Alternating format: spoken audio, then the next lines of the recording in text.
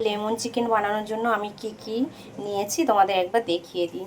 এখানে আছে পেঁয়াজ কুচি, আছে ধনেপাতা কুচি, এটা আছে রসুন কুচি, আর চাকা করে কেটে নিয়েছি গন্ধরাজ লেবু, আর এখানে লেবুর রস, এটা আদা রসুন বাটা, আর আছে কাঁচা লঙ্কা বাটা।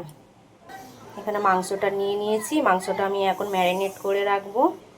দিয়ে দিলাম টক দই, দিলাম আদা রসুন পেস্ট, 1 চামচ কাঁচা লঙ্কা বাটা, আর দিয়ে দিলাম 1 চামচ ব্ল্যাক পেপার গুঁড়ো। এটাকে আমি ভালো করে মিশিয়ে ম্যারিনেট করে রেখে দেব। ব্যাস, এটার কাজ এখন শেষ। এখানে কড়াইতে দিয়ে দেব তেল, 2 শুকনো লঙ্কা, গোটা জিরে, আর দিয়ে দিলাম তেজপাতা, আর পেঁয়াজ কুচিটাও দিয়ে দিলাম, আর একটু আদা রসুন বাটা দিয়ে দেব। এখানে আমি রসুন কুচি করে রেখেছিলাম, দিয়ে দেব। ম্যারিনেট করা মাংসটা আমি এখন দিয়ে দেব। লেবুর রসটাও দিয়ে দেবো এখন, স্বাদ মতো লবণ দিয়ে দেব, খুব সামান্য একটু হলুদ গুঁড়ো দিয়ে দেব,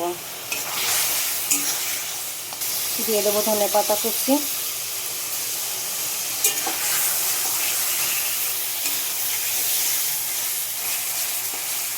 এখন জল দিয়ে চাপা দিয়ে দেব। যে আমার রান্নাটা কিন্তু হয়ে এসছে, আমি এখন দিয়ে দেব লেবু আর একটু ঘি।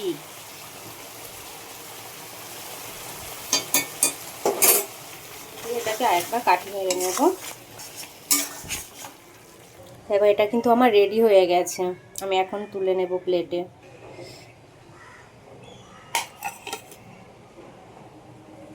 এই যে আমার লেমন চিকেন কিন্তু একদম রেডি। কেমন লাগছে বন্ধুরা, প্লিজ কমেন্ট করে জানাবেন, তাহলে আমি আরও সুন্দর সুন্দর রেসিপি দিতে পারবো। ওকে।